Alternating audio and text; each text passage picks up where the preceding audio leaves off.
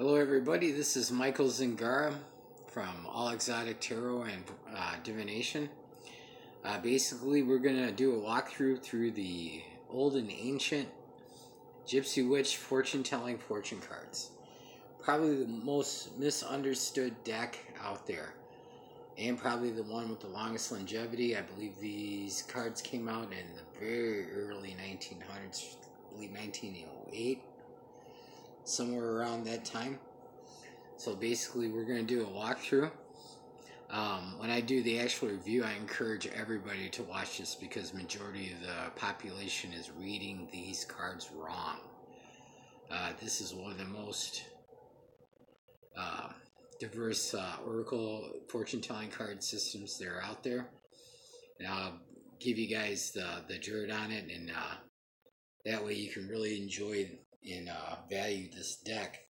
I believe this deck goes for under $10 or $15 nowadays, which in a way kind of makes sense to me, is because one of the ways I know that I'm supposed to learn a system or get a system is the source material or the product falls into my hands very easily, or I end up bumping into a teacher very easily. So for me, it's not hard to pick out oracle systems and stuff like that.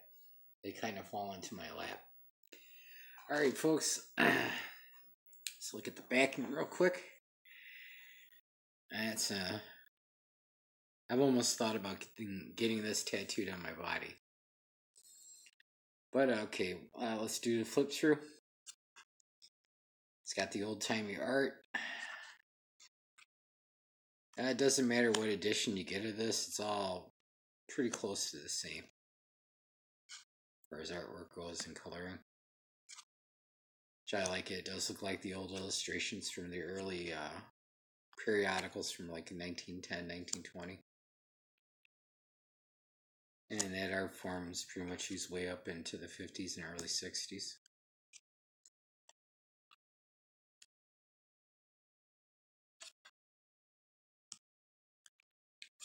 Those of you that are new to fortune telling, this was the first fortune telling deck that I actually was trained on.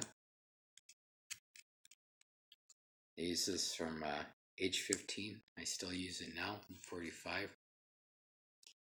So we're looking at 30 years of experience with this.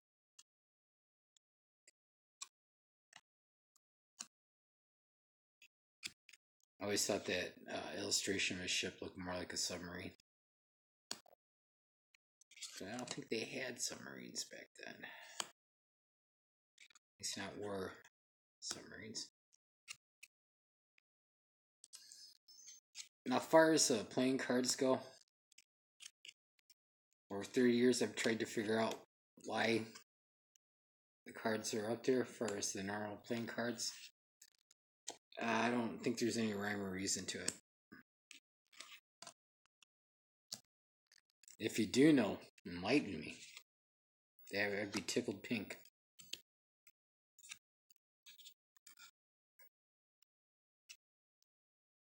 Okay, good cloud card. You got the light side and the dark side.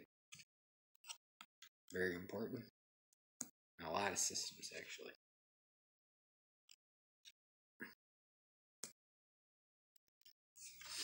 A lot of these symbols are tea and coffee based symbols. Because one symbol means something on Lenormand doesn't mean it means something here. It's not so much different. You gotta go and learn a whole new thing.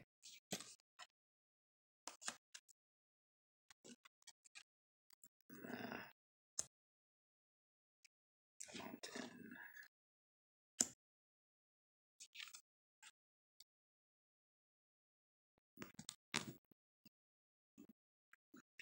Interestingly enough, that illustration of the star, certain clans of gypsies do produce that in a glass form, and it's a charm to ward off evil. It's something, if you didn't know anything about gypsies, you probably wouldn't know that. There's an Orisha way to work with this deck too, work with the Warriors. Those people are interested in Santeria. I'll discuss that when I do the review too.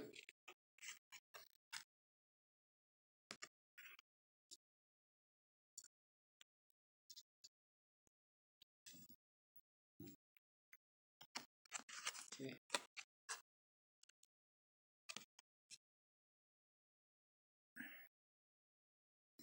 Yeah, I'm just gonna grab these.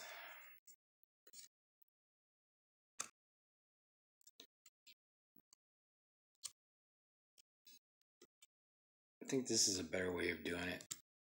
I gotta quit being doing the monkey see monkey do thing all the time. It's because it works good for somebody. It doesn't mean it's gonna work good for you.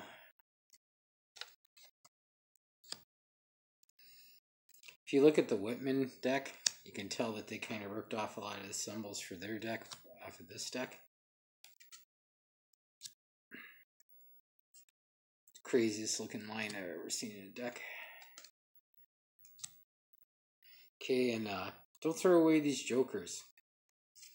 I'll show you guys how to work those to get really good yes and no answers. So basically that's an overview of the deck for a walkthrough basically.